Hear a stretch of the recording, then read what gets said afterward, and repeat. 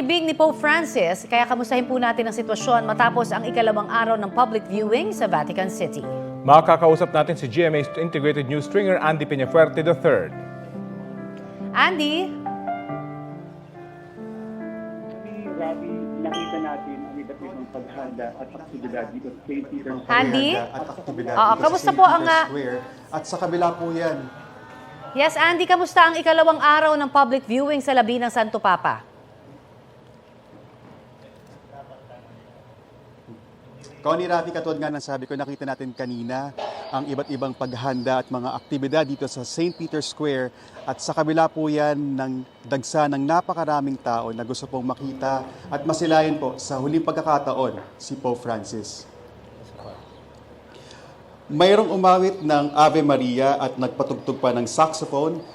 At meron ding mga turista na mula pa sa Argentina na nagdala ng ginuhit na larawan ni Blessed Carlo Acutis na ikakanonay sana ni Pope Francis ngayong linggo.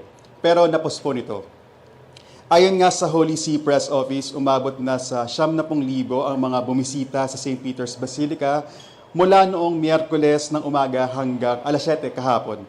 Inaasahan pang bubuhos ng mga tao mamaya at lalo't huling araw na ng public viewing para kay Pope Francis. At saka national holiday rin dito sa Italy dahil ginugunita nila ang kanilang Liberation Day. Ika-4 na araw na rin ng gabi ng pagdarasal ng Rosaryo sa St. Mary Major. Sino yung naglilid ngayon?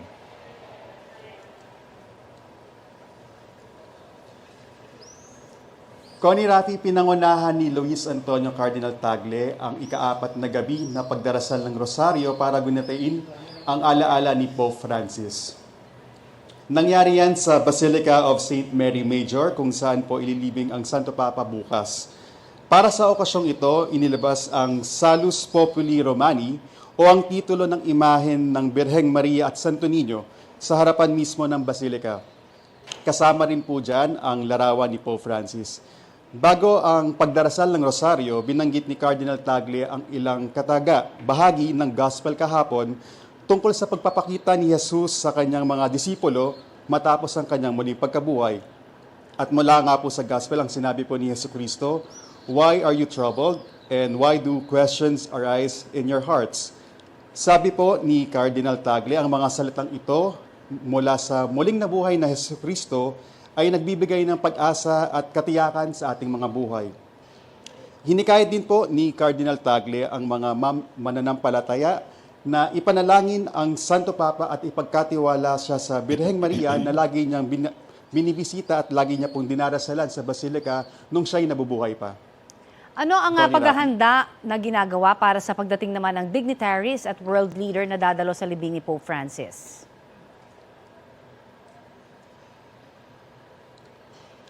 Connie, Rafi, sa ngayon nakita natin na napakahigpit ng seguridad dito sa St. Peter's Square. At sa katunayan, nilagyan na po ng makakapal na barrier ang daan patungo sa square at nagkalat na rin po ang mga polis, sundalo, medic at iba pang civil volunteers para matiyak ang seguridad at kaayusan ng libing ni Pope Francis. Isa pa pong inaantabayan na natin ngayong araw ang pagdating po ni Pangulong Bongbong Marcos at ni First Lady Liza Araneta Marcos dito sa Vatican City. At kanina po, nakausap po natin ang ating embahada dito sa Holy See at sinabi po nila sa atin na nakikipag-coordinate na po sila sa ating embahada sa Roma para po matiyak ang seguridad ng Pangulo at ng unang ginang sa paglapag po nila dito sa Italy dahil magkaiba pong bansa po ang Italy at Vatican City. At kabilang po ang first couple sa aabot sa 117 na dignitaries at world leaders na dadalo po sa libing ni Pope Francis bukas. Balik sa inyo, Connie and Rafi. Maraming salamat, GMA Integrated News Stringer Andy Peñafuerte III.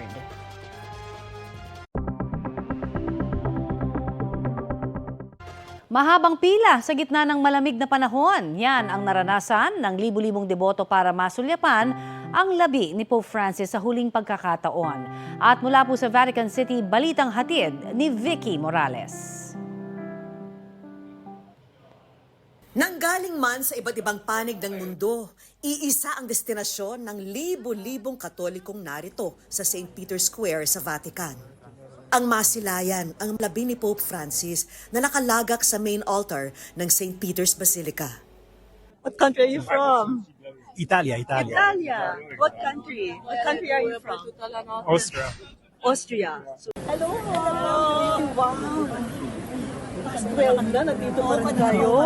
Diba? Kasi ang sabi nila hanggang 12 midnight lang ang pila. Pero lampas na 12, sabi nila uubusin daw talaga nila lahat ng tao dito. Diba? 12:30 in the morning at look at the people. Ito po nagpapatunay na talagang sa mahal ng mga tao. Walang pagod na nararamdaman. For hours and now we're almost there. Yeah, but this is a wonderful experience because this book was great for us. So 3-4 hours is not a problem. May nadatnan pa kaming grupo ng mga estudyanteng nag-alay ng kanta para sa ating Santo Papa. Hindi naging hadlang ang ginaw sa gabi, ang ilang oras na pagtayo sa pila at ang mahigpit na security check. Alauna na ng umaga at sa wakas nakarating na rin tayo dito sa steps ng St. Peter's Basilica. Sa loob ng St. Peter's Basilica, tahimik lang na dumaraan ang bawat isa sa harap ng kanilang Santo Papa. Sa gitna ng kumikinang na altar, kapansin-pansin ang simpleng kabaong gawa sa ordinaryong kahoy. Maging ang payak na kasuotan na walang magarbong mga burda at walang tiara, alinsunod sa mga inihabilin ng People's Pope. Iba yung experience. Handa kang maghintay kasi alam mo yung napaka-precious nitong sandaling ito. Yung makita mo kahit sa huling sandali si Pope Francis. Hello, Father! Naku, dito tayo nagkita dati kay Pope John Paul II, tapos eto na naman tayo nagkita ulit. Sana makikita tayo pag buhay yung Papa. Ano yung kaibahan nung namatay si Pope Francis at Pope John Paul II? Unang-unang mapapansin mo dati mas maraming pagkakahanda. At sa taon ngayon, itong taon na to ay Jubilee, marami ng activity yung mga youth at nagbago rin yung setup ng Vatican. Sobrang hirap na pumunta dito. Dito sa harap ng St. Peter's Basilica, puspusa na ang paghahanda para sa funeral mass ni Pope Francis na dadaluhan ng daang-daang world leader. Nandito po tayo ngayon sa St. Peter's Square at sa isang kanto nitong plaza, makikita natin itong scaffolding na itinayo para sa mga miyembro ng media na magko-cover sa funeral mass ni Pope Francis. At eto naman sa isang kanto ng St. Peter's Square, itong area kung saan nagkumpul-kumpulan ang mga broadcast journalists mula sa iba't ibang panig ng mundo. At eto naman sa isang bahagi ng St. Peter's Square, makikita natin itong mga puting tent na ito. Ito yung mga medical tent. May mga paramedic dyan para magbigay ng paunang lunas sa mga nangangailangan nito. Sa Sabado, nakatakdang ihimlay sa Basilica of Mary Major ang Santo Papa.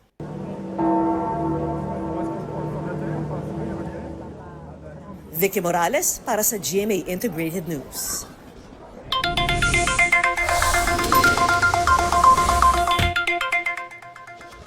Beep, beep, beep sa mga motorista, may inaasahang taas presyo sa mga produktong petrolyo sa susunod na linggo. Sa pagtataya ng Oil Industry Management Bureau ng Department of Energy, batay sa 4-day trading, posibleng tumaas ng 80 centavos hanggang 1 peso and 40 centavos ang kada litro ng gasolina. 40 centavos naman hanggang 1 peso sa diesel, habang sa kerosene, 50 centavos hanggang 70 centavos ang posibleng dagdag sa kada litro. Pwede pa yung magbago batay sa resulta ng trading ngayong Biyernes. Sabi ng DOE, isa sa mga posibleng sanhi ng taas presyo ang panibagong sanctions o paghihigpit ng Amerika sa shipping network ng krudo ng Iran.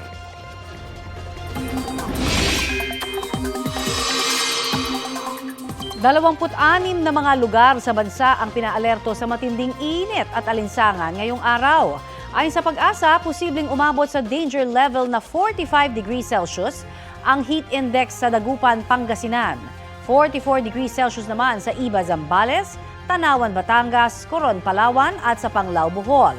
9 na lugar naman ang posibleng pumalo sa 43 degrees Celsius ang heat index. 12 lugar naman ang posibleng umabot sa 42 degrees Celsius ngayong pong araw. Mananatili namang nasa extreme caution level ang heat index sa Pasay at dito po sa Quezon City. Ayon sa Pag-asa, mainit na easterlies pa rin ang nakakaapekto ngayon sa Luzon at Visayas habang intertropical convergence zone ang umiiral sa Mindanao. Sa mga susunod na oras, asahan po yung mga panandaliang ulan at local thunderstorm. Posible ang light to moderate rain sa iba't ibang bahagi ng bansa base sa rainfall forecast ng Metro Weather. Higit na mataas ang tsansa ng ulan bukas at sa linggo, bandang hapon at gabi, partikular po sa Visayas at sa Mindanao.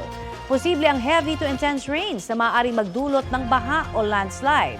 Mananatili namang mababa ang tsansa ng ulan dito sa Metro Manila ngayong weekend. Ito ang GMA Regional TV News. May init na balita mula sa Visayas at Mindanao hatid ng GMA Regional TV. May hiling ang ilang taga Cebu kasunod ng anunsyo na may ibebenta roong bigas na 20 pesos kada kilo. Cecil, anong sentimento ng ilang Cebuano? Rafi, hiling ng mga taga Cebu na sana'y magandang klase ng bigas ang ibebentang 20 peso kada kilo. Balitang hatid ni Nico Sereno ng GMA Regional TV.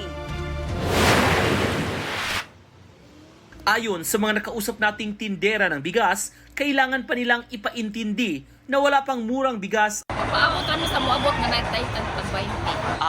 Dili yun nga. Balik kami tag 20. Amo kung mura mahal, balik kami pwede sa kami. Lisod na. Mag-isod na.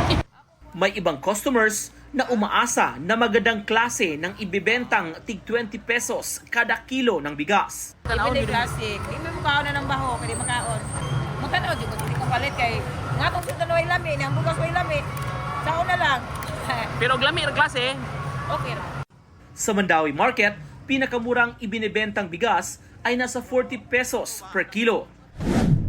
Kabilang ang ilang taga Talisay City sa mga lugar na nakabenepisyo ng ipatupad ng Cebu LGU ang Sugbo Merkadong Barato kung saan ibinebenta na tig 25 pesos ang bigas. Inilunsad ang programa ng Cebu Provincial Government noong November 28, 2023 na tumagal hanggang Mayo ng 2024. Patabang-tabang sa de. Minta lagi barato na ron ang bugas kay galisod man kay meron. Nga way ka palit mamahal kay bugas ron. Di man baho. Puti man. So okay ra kayo. Okay ra kayo. Lami lang 5 kilos nga bugas. Oh, ganahan naman ako mga bata mukaon man. Sa lungsod ng Cebu, umani ng iba't ibang reaksyon sa mga mamimili sa balitang ipapatupad na ang 20 pesos kada kilo ng bigas sa susunod na buwan. Di ko mutuan na. Motoo ko 20 kilong bugas tanan dili lang NFA apil lang ganador ay buri tanan diha nami motoo nga bugas nga 20 rang kilo di kay pilion ang bugas nga kanang makakabuhi. Hindi ko mutuan ng tag 20 oy. Sunod semana naman kuno. Paminahon lang nato kung kuan matuman ba na nila. Kung naa man gani ang 20 mas labing maayo. Pero dili ta pinili sa. Oo, kanang kuan kanang mga mahalon gay nga bugas karon kinahanglan 20 pud na ayaw pud tong mga NFA. Nico Sereno ng GMA Regional TV nagbabalita para sa GMA Integrated News. Kaugnay sa 20 pesos kada kilong bigas na unang ibibenta sa Visayas, kausapin natin ang National Spokesperson ng Grains Retailers Confederation of the Philippines na si Orly Manuntag. Magandang umaga at welcome po sa Balitang Hali. Yes, magandang umaga po at sa inyo po lahat ng mga tagapakinig po. Tagapanood. Opo. Ano po nakikita niyo epekto ng nakatakdang pagpapatupad ng 20 pesos kada kilong bigas dyan po sa Visayas?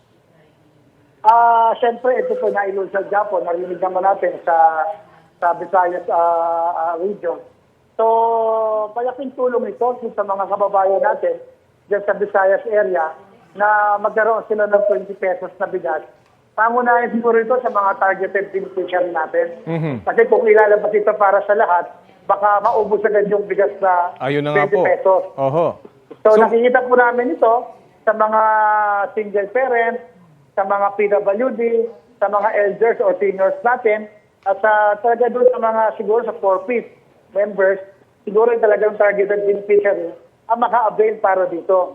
Para hindi naman po masamantala. Para lang po malinaw, hindi ito ibibenta sa merkado at talagang ibibigay at itatarget dun sa mga marginalized sector. Yun po yung isa sa nakikita po namin dito kasi po kung ibibenta ko ito sa merkado, baka po maubos po agad. At may hindi manamantala. natin po agad po makita. Tama po kayo. Sa laki po kasi ng diferensya. Siyempre po, hindi naman po kaya mag-subsidy ng private sector. Ito po ay project po talaga ng ating gobyerno, ng Pangulo at ng DA na magkaroon ng 20 pesos po na kilo ng bigas para sa mga kababayan po natin. Isa pong concern ay yung kalidad nitong bigas na 20 pesos kada kilo. Paano po may ensure na maganda yung kalidad nito? Malinaw naman na narinig natin sa hapon po yata, nasabit po ni Secretary Kiko Laurel, ito ay harvest natin locally. So produce ng ating mga magsasaka talaga sa kanayunan. At pangalawa, ito ay local milled rice. Sabihin po, maayos po ang gilay, maganda po yung quality. So ito po yung inaasahan natin mga kababayan. At sa nakikita naman namin, sigurado po naman po ito po ang magiging pamantayan po natin, lalo na po ang DA para lahat po ay magkaroon ng quality po na bigas at affordable price po na 20 pesos per kilo. Para po lagyan ng konteksto, talagang subsidized po ito ng gobyerno, hindi ba? Around 13 to 15 pesos yung babayaran ng gobyerno rito. So hindi talaga mumurahing bigas ito. Kumbaga, regular na kalidad ito ng bigas. Yes, tama po. Tapos po, kasi po, nakikita naman natin, ang marami pong stock ang gobyerno, lalo na po ang NFA. Opo. So isa yung pamamaraan po nila para makapagbawas din po ng stock at makabili po ng mas marami pang palay sa mga kababayan po natin magsasaka. Pero ang tanong, namin po dito, sige po sir. ang tanong po ay masusustain kaya ito ng national government at maging yung local government, hindi ba na pati sila ay sasama dito sa pag-subsidize? Kagagawing nationwide na po ito eh. Masusustain kaya ito? Siguro naman, panghawakan natin sinasabi po ng ating po secretary at ang Pangulo na gagawing nationwide at napag-aralan naman at napaghandaan yung pong pondo siguro po na makukonsumo para po dito. Well, abangan po natin yan. Sana kung hindi lang marginalized na makikinabang rito. Pasubali din po namin kung ganito po yung project ng gobyerno pa para sa presyo po ng bigas natin na 20 pesos, tulungan po natin yung mga magsasaka din natin na magkaroon po sila ng, sinasabi po, ang suggestion po namin, ay magkaroon po sila ng suggested retail price naman po ng palay para hindi po sila nababarat. Kasi po baka mamaya isipin ng mga ibang traders o 20 pesos na ang bigas, baka bumabaaw din ang presyo ng palay. Ayun na nga po. Nakikita ko dito na intervene po ng DA, kung meron tayong MSRP po sa bigas, dapat meron din po naman tayong suggested minimum retail price po ng palay na para masigurado po natin na hindi po tatamaan ng mga lokal natin magsasaka sa kanila pong palay po na ibinibenta po. Sana mismo rin po sa National Food Authority. Okay. Well, tututukan po natin yung issue ito. Maraming salamat po sa oras na ibinahagi nyo sa Balitang Hali. Maraming salamat din po. Grecon spokesperson Orly Manuntag.